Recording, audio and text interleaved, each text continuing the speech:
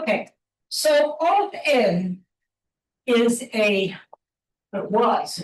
now closed, was a company located near me, Nebraska. I got a map, I'll show you where that is. That was in the business of extracting ethanol primarily from corn seeds. As standard business practice, this was ethanol to add to gasoline. And so in 2015, AltEn decided on a novel business model in which instead of buying seed corn from farmers, they went to the seed producers and distributors and said, we'll take all your unsold seed corn from you for nothing, and you won't have to pay to dispose of it. And we'll use it as our stock for extracting ethanol. In a business sense, that was a really good deed. It helped the seed producers. They didn't have to pay for disposal. And it was a good help to AltEn because they didn't have to pay for their basic stock of seed corn. Now, one of the mysteries in this to me that I've never understood, and there's probably somebody on the ag campus that could explain this part to me, is why there's so much unsold seed corn. I don't understand that, but there is. Anyway, virtually all the seed corn in the United States started coming to AltEn in 2015, and they extracted it to produce ethanol. Now, the problem with this business model is that seed corn is coated with insecticides, primarily neonicotinoids, which are neurotoxins, and fungicides.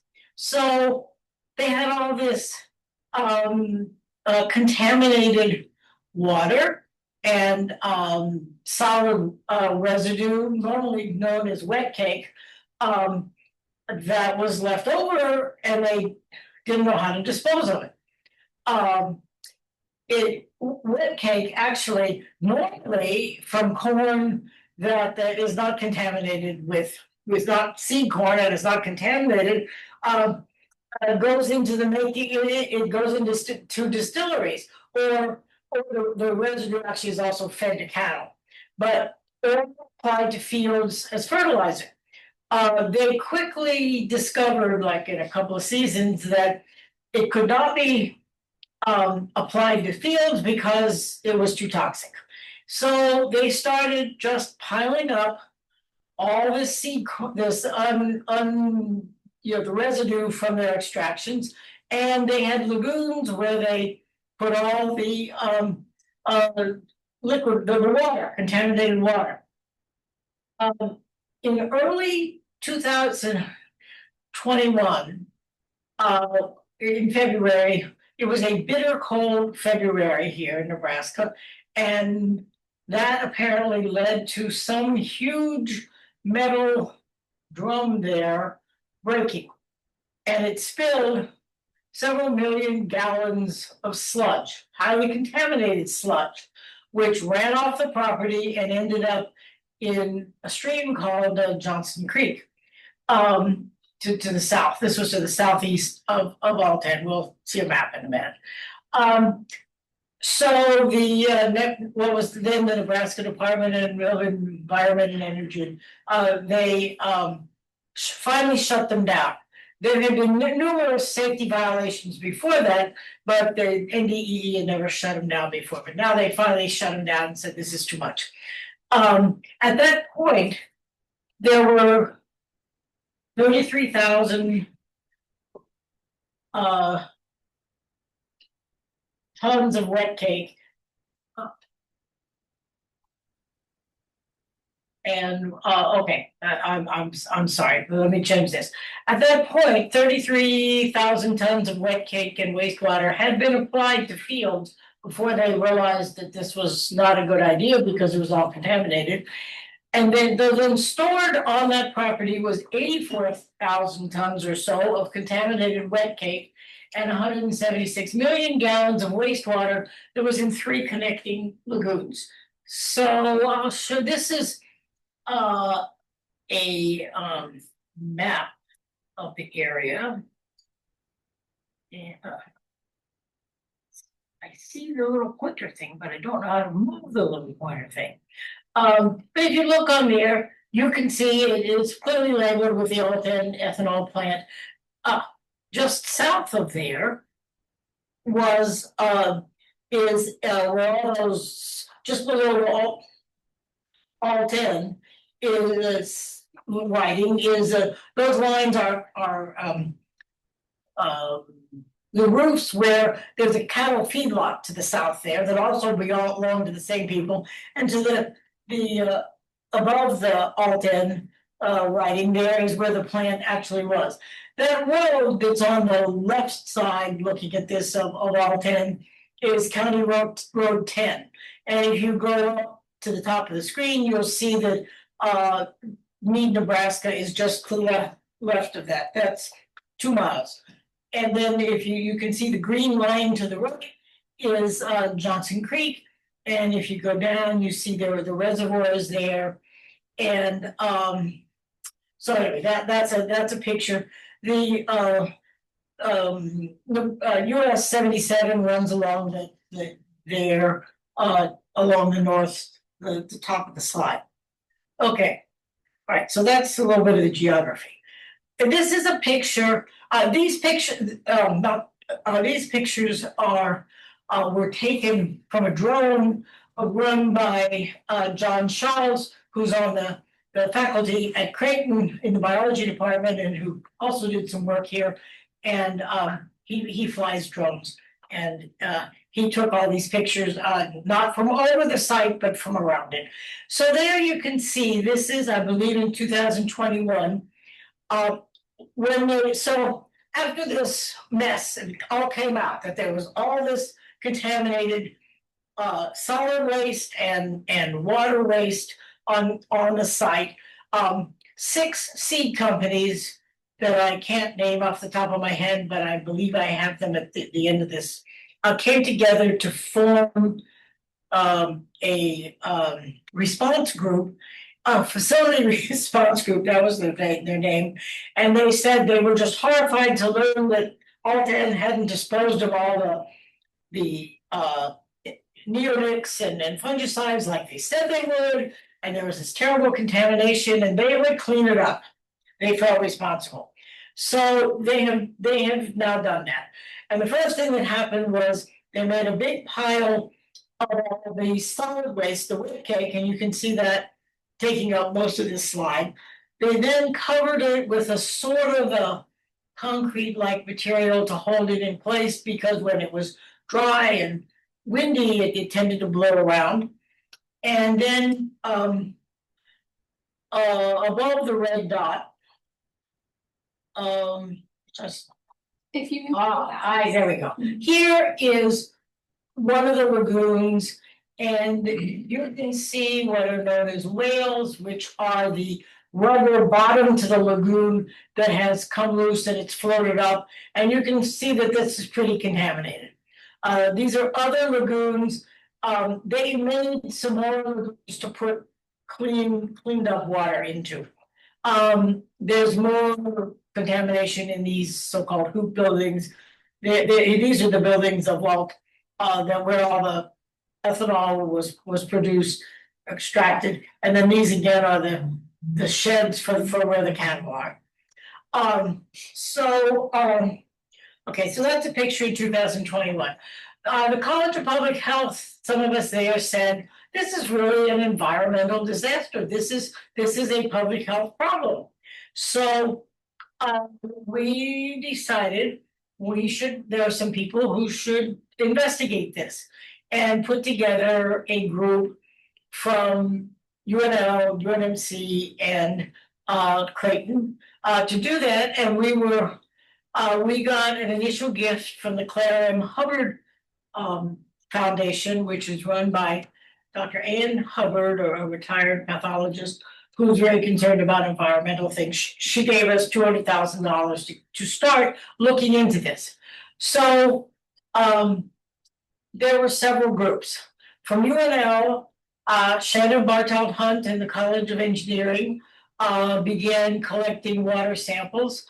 All of her samples were analyzed by the Water Center, and so she particularly got water samples in the in Johnson Creek and the reservoir. Judy Rue Smart, who loves bees, which I think is weird, but Judy really loves bees. She actually was one of the first people to realize that there was an environmental problem here, because her hives that she put out at NREC, all the bees were dying. And she realized, and the problem was that with the contamination from the AltEn's, it got into the groundwater, and then that came up into the plants. And as soon as the bees landed on a plant, they died. So that was a real wake-up call about this. So she continued to look at the effects of the AltEn's, being near the AltEn's site, on bees. And then Liz Van Wormer began looking at red-winged blackbirds and tadpoles, frogs. It turns out, I didn't know this, maybe you all already know this, that frogs, if frogs like where they are, they stay right there. They're not particularly mobile. If they've got even their good puddle, they'll just stay there. So they were very useful to be able to keep track of what was happening at varying distances from the site. So that was those are the studies that were going on from UNL. The Creighton group also looked at small creatures, I'm not sure what to call them, I call them creatures, that are aquatic in Johnson Creek and other places, to see what the effects of contamination there were.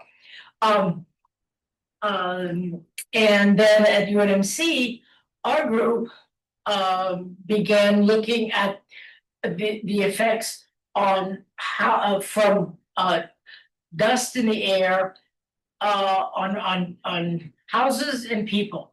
The good news for Mead, Nebraska, this was already known, was because it's north of the plant, their water supply was never in danger, because all of the contamination in terms of water contamination or was going south.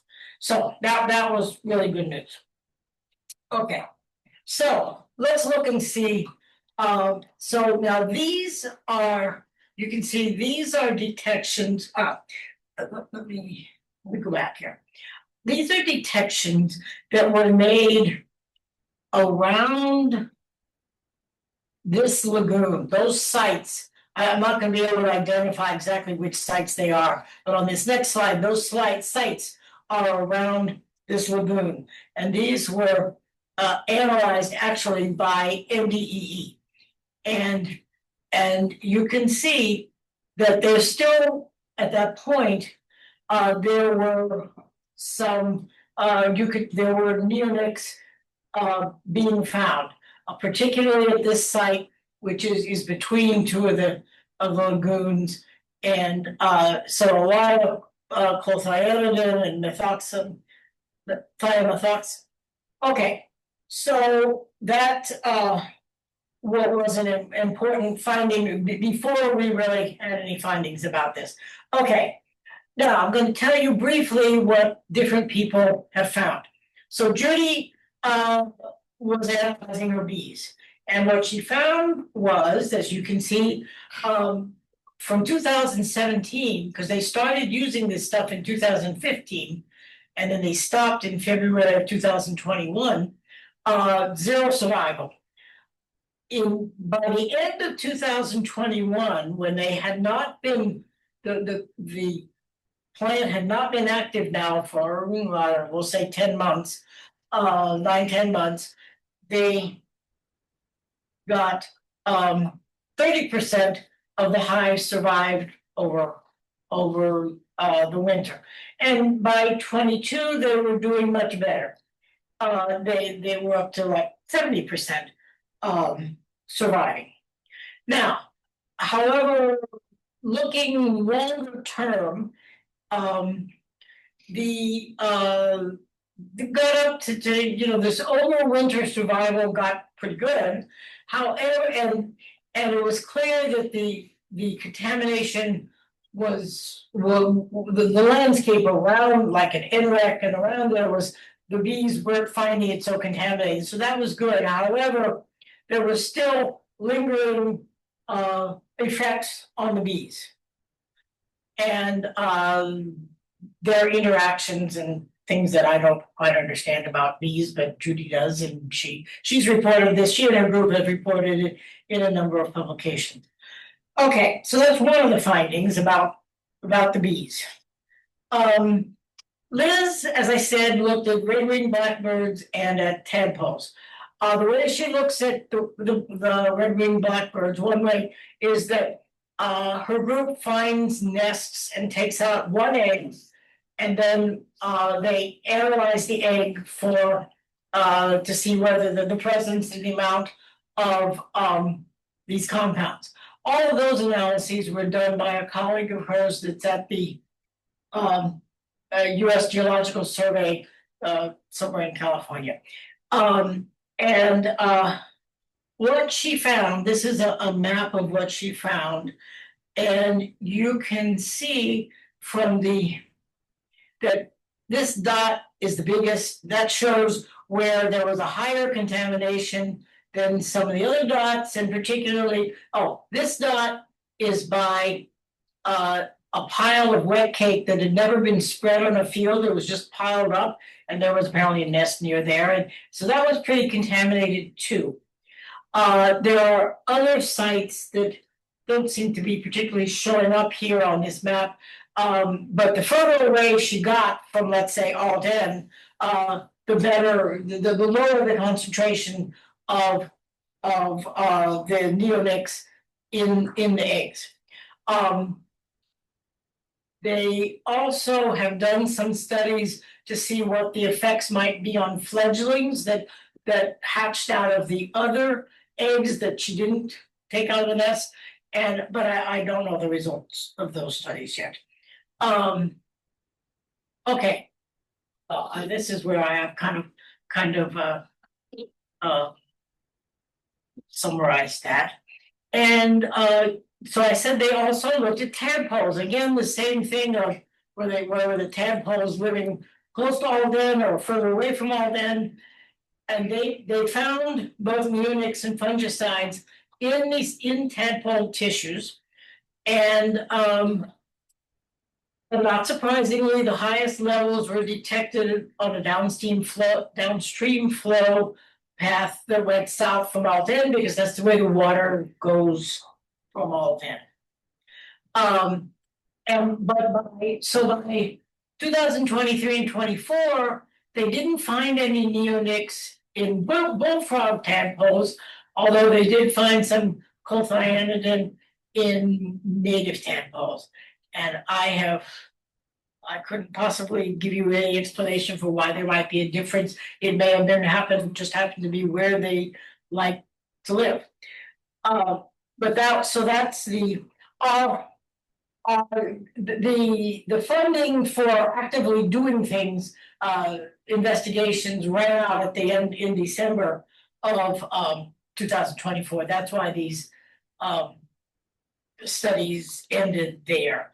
The studies that both Judy and Liz did used a lot of students, and they had a lot of funding from also from UNL for these several programs for students that did programs that you're probably familiar with that supported these studies.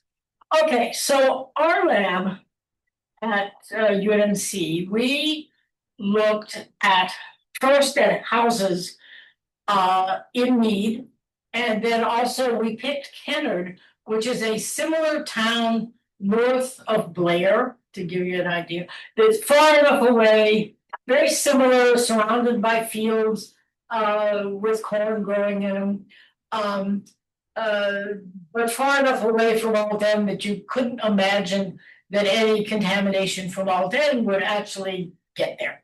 So that's why we chose there. This is a small study, but we were able So in this study, we took two kinds of samples, both in the houses and outside the houses, like on the exterior of the house. We swiped for dust, and we took air samples. We had a sample, and I don't think I included the specifics of this. We had an air sampler that ran for an hour collecting a sample of air.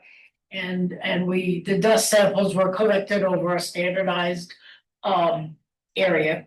And you can see here, so here's Mead, all these houses were up here in Mead. One of them was very close, one of them was actually on Route 10, County Route 10, and another one was actually pretty far south along Route 10, something. And so that's where the Mead houses were. And here you can see again Johnson Creek and the reservoir with all of this flow path of the contamination going south and east. Okay, so again, all of our samples were analyzed in the water center here. So I want to give credit for that. These are some samples that we actually took just in the air from the roads AltEn's. There are 4 roads, County Road 10, County Road 11, I don't remember the names of the ones on the north and south. And you can see that in March of 2021, which is right after this huge spill, there was a lot of clothionenin in the air, but that as a year and a half later, you can see it had dramatically decreased, which is not surprising, but it pretty much said that the contamination was coming either from the plant being in operation or from the big spill that happened in February that year. That what this really meant was that the big pile of wet cake that was there was not the dust from that. There wasn't all that much dust from there that was contaminating the air. Okay, so that was good news. Now, this is the result that we found of 11 houses in Mead, and you can see all of them had detectable levels of clothionenin. They had much lower. They barely had any of imidacloprid bisnitro, and anyway, you can read the names of these. Thiamethoxam also showed up in all the houses. This is compared to Kennard, where there was a little bit of contamination, but nothing like the samples that we, this was much less than the samples that we took in Mead. And in Omaha, we basically didn't find any contaminated samples. We had a hard time finding another town to take samples in. We thought we had it set up in one town, and then the mayor of the town said, no, I don't want you to do that. And so people stopped. They said, no, you can't come in our house to do this. But finally, we were able to get at least 3 houses in Canada that we could take samples from, and we kind of filled it in with Omaha too. This is clearly a pilot study. Okay, so all right, so I should back up and say these are swipe samples of dust where we swiped a piece of furniture that seemed to have not been dusted too often. Then we looked at air samples, and again, in the air, we're still finding clothionenin and thiamethoxam, but almost nothing in Canada and almost nothing in Omaha. So what so that's indoor. I don't know if I bothered with I didn't bother with the outdoor. We found in the outdoor samples, like from the side of the house, places like that, that we wiped, or the air outside, we found also, they were contaminated. However, the levels were lower, not surprisingly. And we felt that was much less significant than the fact that all of the 11 houses that we looked at in Mead, we found contamination. So the other study we were able to do is we collected urine samples from 21 people in the summer and fall of 2022, and 20 people in the spring of 23, which included a second sample from 11 of the original 21. And those samples were analyzed at the Iowa Public Health Lab. The reason we used a public health lab is actually, we had to use that because we wanted to give the results back to the people. We felt they deserved to know whether their urine was contaminated. And so, and that required us to use a public health lab. So these results, actually, I can show you a table in a minute, but you can see there that 3 of the 7 people who had detectable levels in 22 also had them in 23.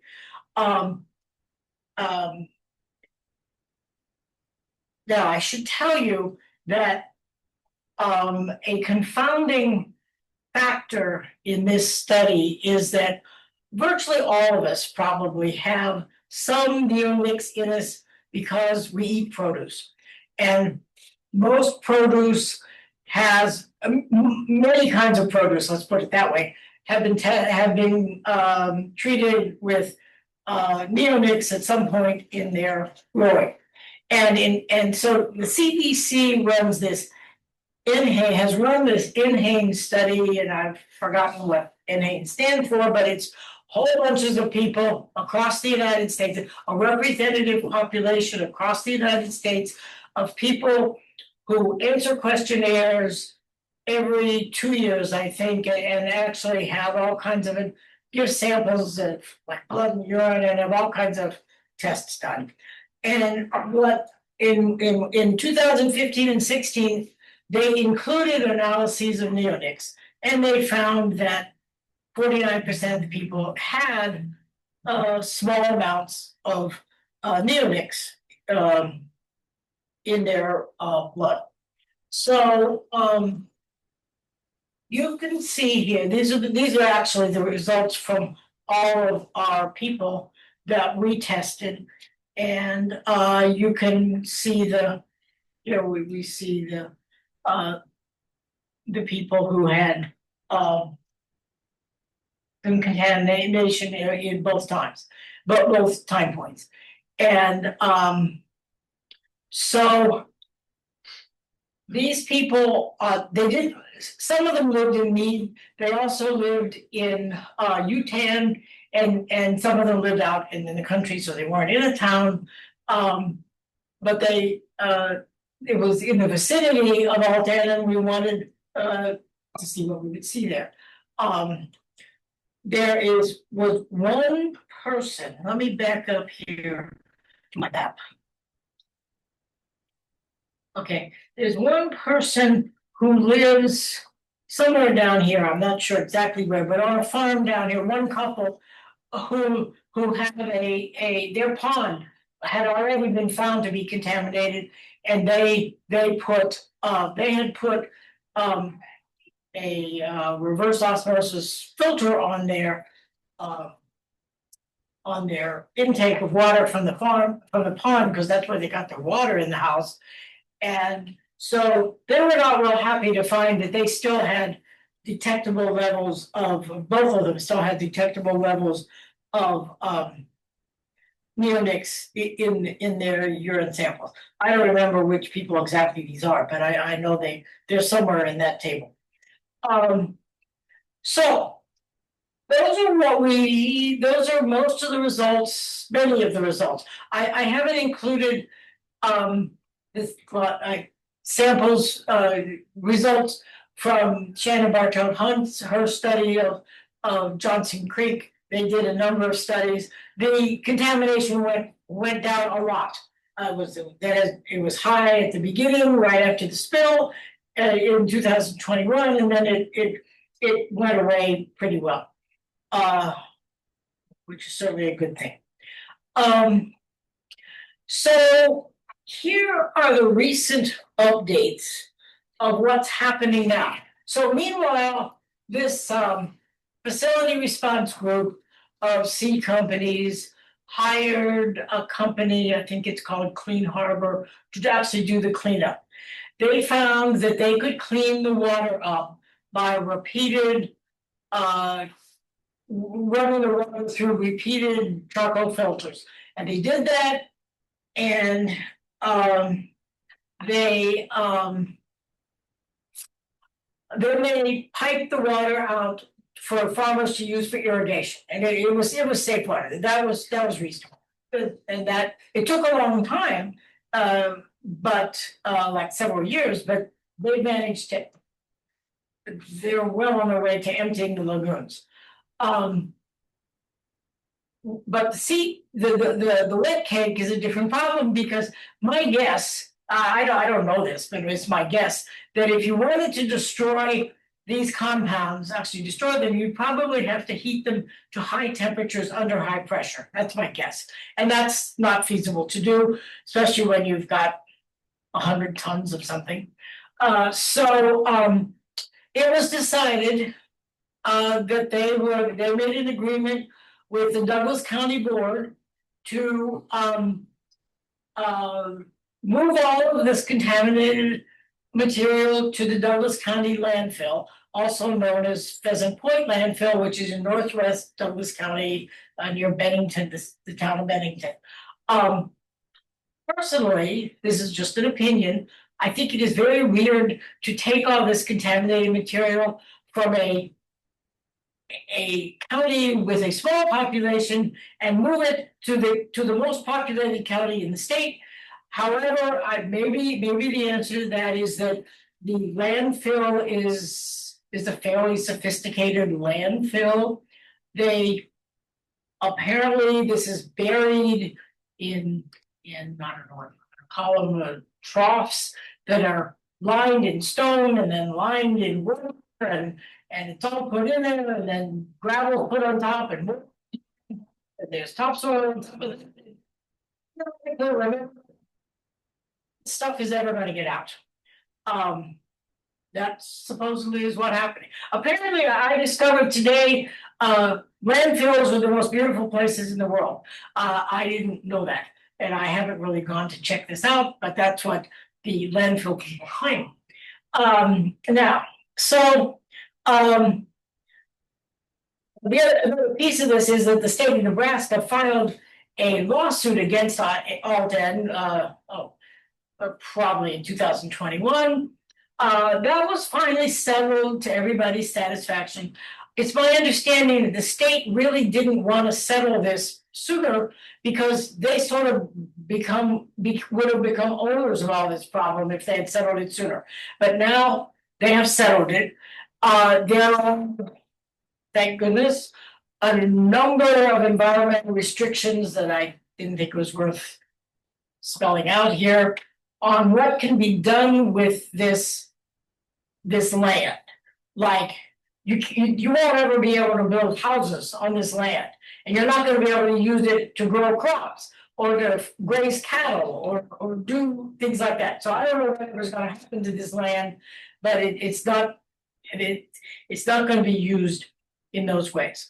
So they've moved what turned out to be, as you can see here, 165,000 tons of this contaminated wet cake, which included some of the lagoon sludge that was there after they emptied the lagoon to the Douglas County landfill. They've gotten rid of more than 100 million. That's a mistake. It might not be, I don't know. But all this water, contaminated water, got cleaned up. Now, what they're doing with the sludge at the bottom of the lagoons they were just gonna fill the lagoons in and leave it there. I think there's some problematic aspects to that. I don't know quite what else, I'm no expert on this, but it seems to me that one of the other problems about all this is this stuff moving down through the soil and is gonna end up in the aquifer that's below it. It seems to me that's a good likelihood that someday it's gonna end up in the aquifer. That seems like a significant problem to me. I don't know how big a problem it is, but it's clearly contaminated. If it's sludge from the bottom of these lagoons, then we're highly contaminated. So, but apparently that's what they're gonna do. They're gonna just leave the sludge that's remaining there and cover it over. And so that's what's probably the end of the story about all the contaminated materials there. This actually is a more recent picture that's showing the lagoon that's the most prominent lagoon there is the lagoon that was the most heavily contaminated, and there you can see it's pretty much emptied out. At this point, there was still water in some of the other lagoons.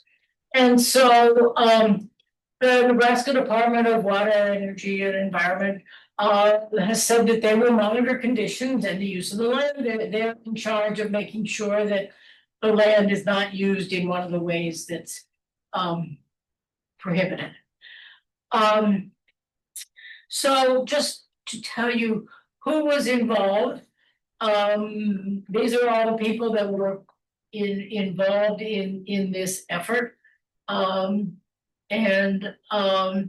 I forgot to tell you, but we got this initial funding from the Claire M. Hubbard Foundation, but in 2022, we got money from the state legislature for another $1 million, which, since there were 7 different groups working on this, we've managed to spend. And we're not doing anything more. Actually, that's not an exactly correct statement, because the last thing that we're doing about this, unfortunately, we can do this without spending any money, more money than we've already spent, is, I don't know if any of you, I'm gonna doubt it, but there is an organization in Nebraska called Sync Health, CYNC Health. And that is the organization that all the hospitals in Nebraska, apparently hospitals and clinics, report to them information about all their patient visits, which is then reported to the CDC. That's Sync Health's main job, is to collect this information and send it to CDC. However, they're also supposed to share it with some people, like university researchers, who want to use that information to do research. It only took me a little over 2 years to get an application for data from them to actually get approved and filled. And so what we ended up asking for was information about all the hospital and clinic visits by people living in I think it's 4 or 5 zip codes that make up Saunders County, which is where Meade and AltEn's are. And then the 3 or 4 zip codes that make up the area around Kennard as our control area. And they gave us the data. We now have the data about all those clinic visits. It turns out we now have the data from 2013, because we realized we had to go back before they started using the seed corn in 2015. up through 2024. That turns out to be something like 800,000 pieces of data, some number like that, which I have no capacity to deal with. However, fortunately, there was a biostatistician who was very interested and knowledgeable to work on this, and he now has the data and is analyzing it. First thing he got as far as that, dividing it up by years, and the first thing we discovered was there was a very peculiar dip in 2021 that had to get sorted out, and it turned out that the dip in the data was probably because they changed computer systems that year, and that probably interfered with their data. So it was not a real dip, and it got somewhat corrected. But the only preliminary result that I know thus far is that in Meade, there have in the people who live, let me change that, not in Meade, but in Saunders County, there have been more hospital clinic visits for respiratory problems than in Kennard or would be considered normal.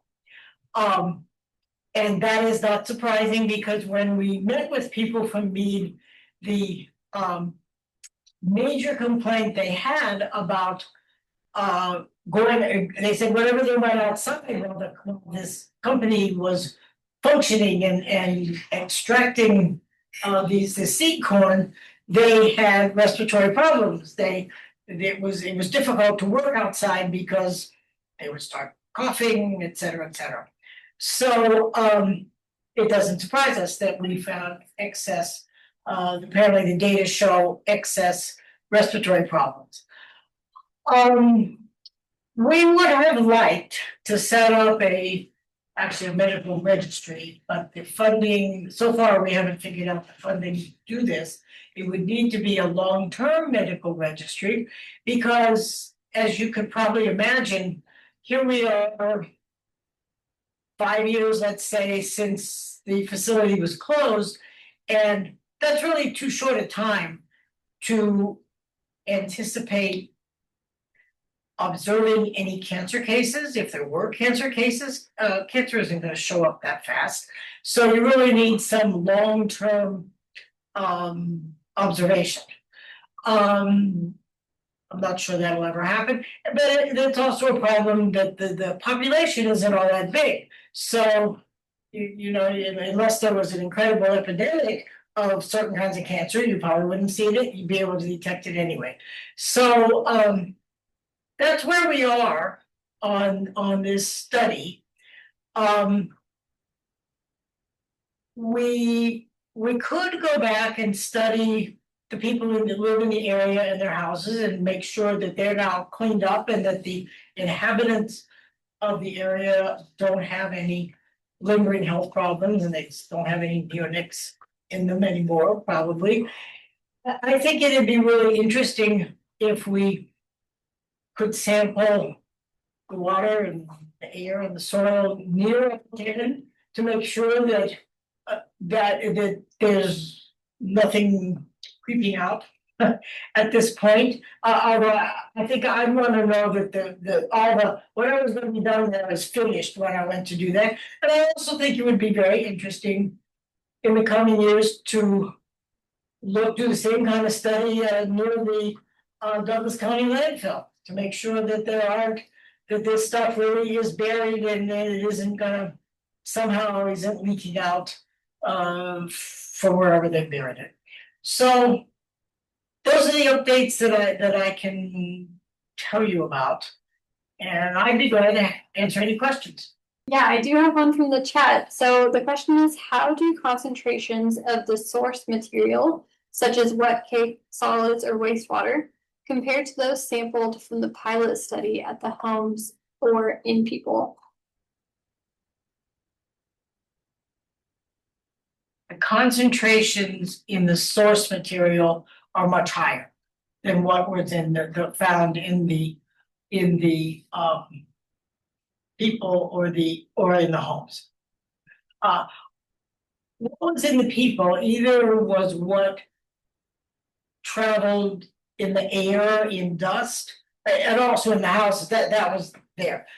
It's possible that if people lived south of AltEn's, they might have had it in the water, although to my knowledge, Johnson Creek was the only place that was really found to be heavily contaminated, to my knowledge. I think that's right, Dan, don't you think that's right?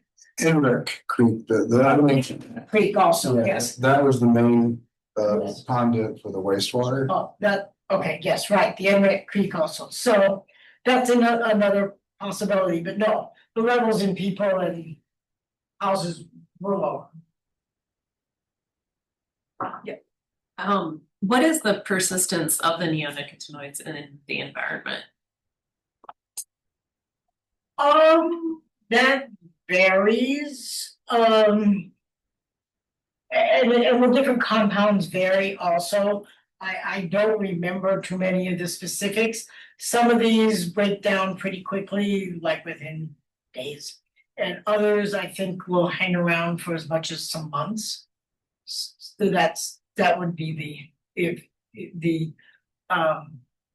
they're not chewed up by, let's say, microorganisms or something like that. So then is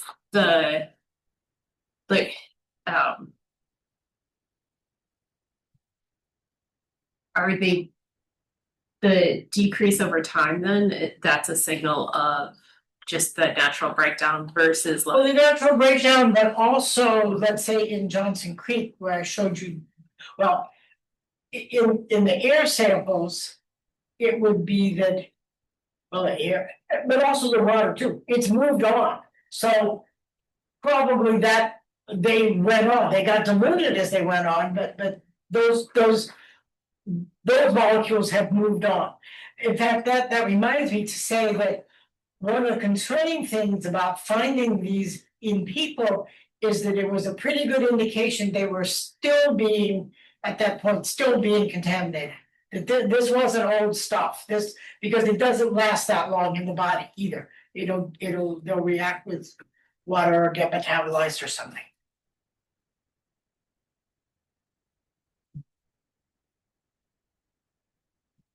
Another question from the online audience. So you mentioned that 5 years is too short of a period for cancer to show up in the general region near the plant. Do you have any idea how long it might be before major human health problems show up to any great degree that could be linked to this contamination? Well, for example, the respiratory problems showed up pretty quickly. And we're still analyzing the data. In fact, I haven't heard yet whether if you compare the data from, let's say, 2013-14 to after 2015, although if we see a difference, presumably we're going to see a difference. It isn't just that we saw higher numbers in Saunders County because that was the condition of Saunders County, but we have to do that comparison. So things like that could show up pretty quickly, and very quickly.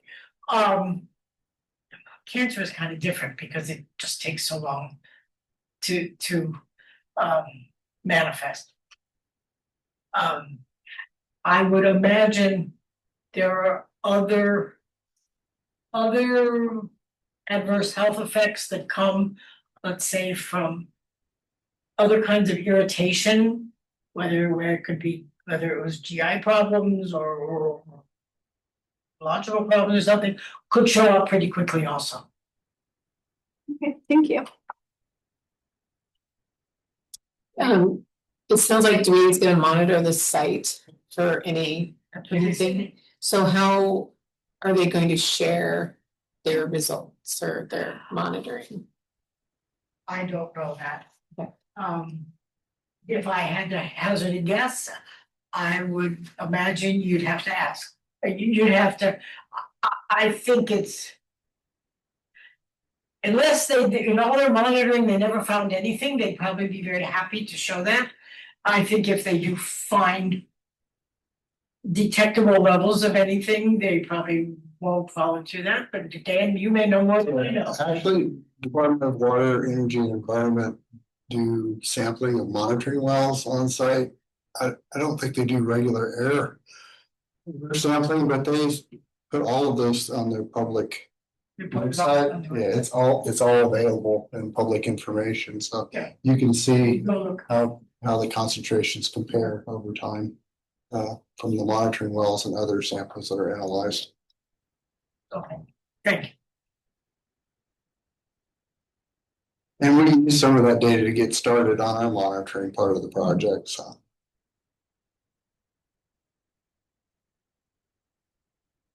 Any other questions? Okay, well, let's thank our speaker for coming.